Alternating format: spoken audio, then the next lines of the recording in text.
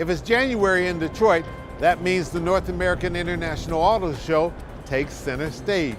So what should we expect this year from Michigan's largest industry? We'll put that question to auto expert John McElroy. But first, Antoine Garibaldi, the president of the University of Detroit Mercy, tells us how his institution is making a big footprint in one Detroit neighborhood. It's Sunday, January the 22nd. I'm Chuck Stokes, and this is Spotlight on the News from the North American International Auto Show.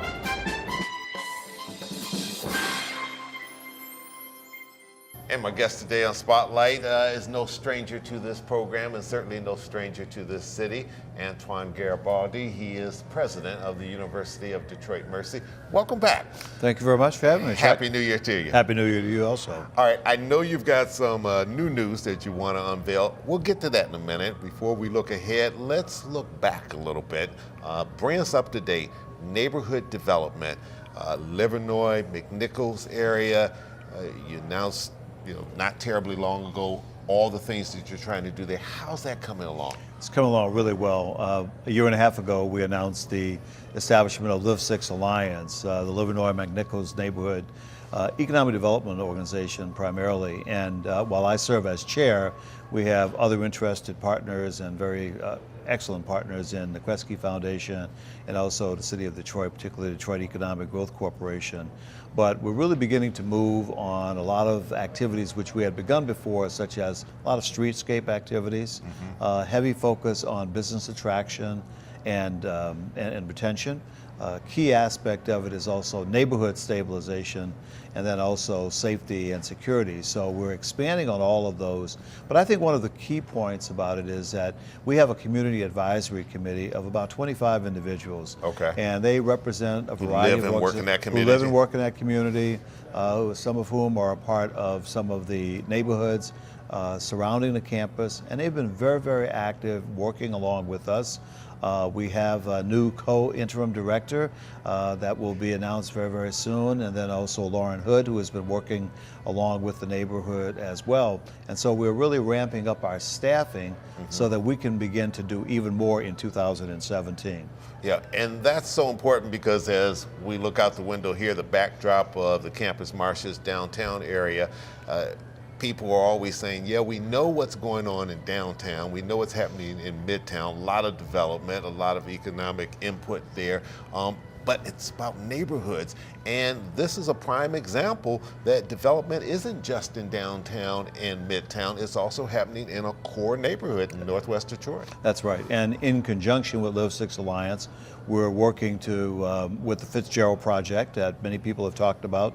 The city is the lead in that. With a $4 million grant from the John and James L. Knight Foundation. And that activity, we're one of 4 cities that received that grant. So the university, Marygrove, and also the city will be working to not only eliminate some of the vacant homes that are in that neighborhood, but also begin to create some green space that will allow for some bike paths, for some walking paths, for some urban gardens. And that's going to make a really big change to the west of the campus. Have you been pleased as the leader of all this with the reception that you've received both from employers and employees as well as businesses in that area for the leadership position that Detroit Mercy is taking? Well, I'm a little humble when it comes to that because it really has been a team effort on the part of a lot of people. And when I talk about the city, the Kresge Foundation, we could have never done any of the things that we began partnership 5.5 years ago.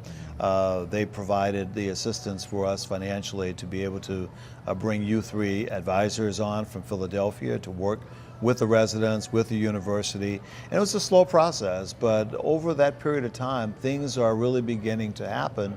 And we know that the university, for example, makes an economic impact of more than $325 million to the regional economy just by the existence of our 3 campuses in the city. But whenever people see things that are beginning to flourish, everybody wants to be a partner in that. So I think we're going to see a lot more, and we'd love to see much more business attraction along Livernois and particularly along McNichols. Yeah, and the good thing is that you have such a long and illustrious list of alumni that's spread out throughout the world that when they hear about these type of things, oftentimes that makes sort of for that the expatriates kind of coming back and saying, what can I do to help the place that helped me get the education so I can now do the things that I'm doing across the world? That's true, and I've been really pleased with the fact that our alumni who graduated 20 years ago, 10 years ago, who have come back and who have been actively involved in some of this Renaissance type of activity, but also individuals who graduated 40 and 50 years ago who have lived away from the university and from the city for a long time. They've come back to look and see how they might also be a part of this revitalization that's going on, and they're happy that the university is a major partner in it. All right, clearly open for business. We're going to take a little break. When we come back, I want to talk about some new announcements that you have coming up dealing with health sciences. We'll be right back. Great. With the president of Detroit Mercy. Don't go away.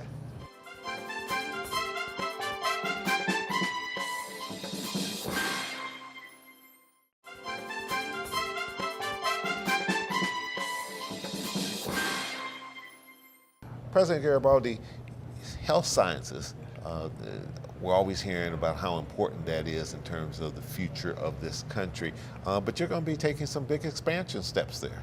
Right. 6 months ago, we decided that it was very important for us to add some new laboratories, some new classroom space, and essentially build another building in conjunction with our existing College of Health Professions.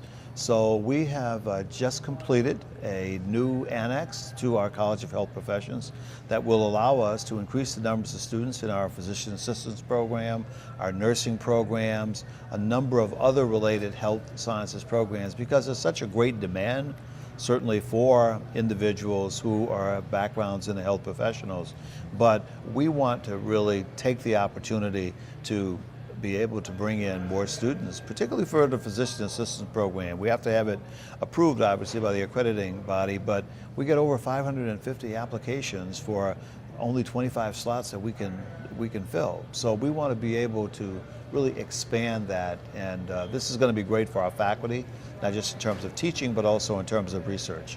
Well, this is a $3 million investment. It is one of the newest buildings around since our creation of the Student Fitness Center a few years ago, and that was the first freestanding building in 42 years there.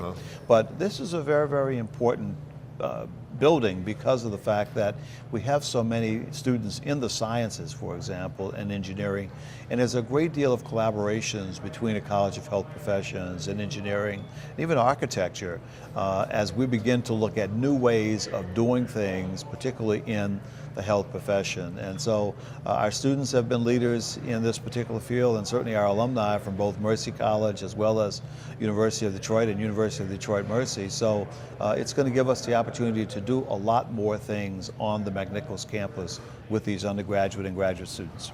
So we're looking forward to students beginning to enjoy that new building within a matter of a couple of weeks. You also have the Rebuild Detroit, you've called it, trying to train young people into the biosciences. How's that progressing? That's going very well. This is our third year. We are one of 10 groups of institutions that receive these major grants. It's a $22 million grant that we are the lead institution along with Wayne State and also Marygrove College. But the goal here is to increase the numbers of students, particularly from minorities and also students who have special needs and other special backgrounds, women as well, in the biomedical science. There's such a shortage of that the National Institutes of Health said we need to create some programs around the country. So we are one of the 10 fortunate groups of institutions that received that grant 3 years ago, and we're building on that, and hopefully that grant, which is a 5-year grant, will be renewed in a matter of a couple of years. We just had the World Press here for the North American International Auto Show, so all eyes of the world were on us and what we're doing in terms of auto engineering. That's also a curriculum curriculum that you've been involved with at the university. That's right, Chuck. And the Center for Automotive Systems Engineering Education was completed just about 6 months ago as well. We had the dedication in September of 2016.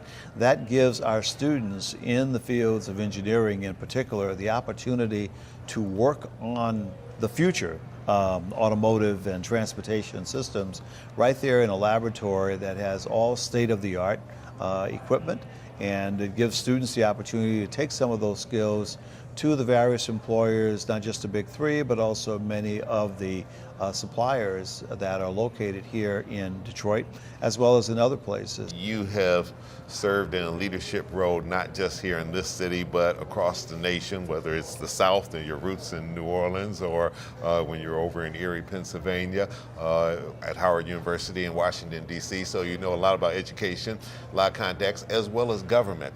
As we transition from the Obama administration to the Trump administration, what do you hope the new president does in terms of education, especially higher education, and particularly as it relates to people of color, which is something that's been a passion of yours? Sure. Well, one of the key things I hope that happens is that there's a continuation of financial aid, not just for certain students, but really for all students. 1/3 of our student body, our freshman classes, which have been increasing each of the last 3 years, are students who are the first in their families to go to college. Many of those students come from low-income families. There is no way that they can afford a public or a private education if they do not receive some of that federal aid. Sure, the students will make some contributions themselves, but I think continuing to educate students beyond the high school level, whether it's a 2-year education or 4-year education, is extremely important. Our state, for example, has probably 18% of our citizenry between the ages of 25 and 64 who have a bachelor's degree. That's a very, very small number. We have changed from a mechanized and a manufacturing industry into some things that are more high-tech.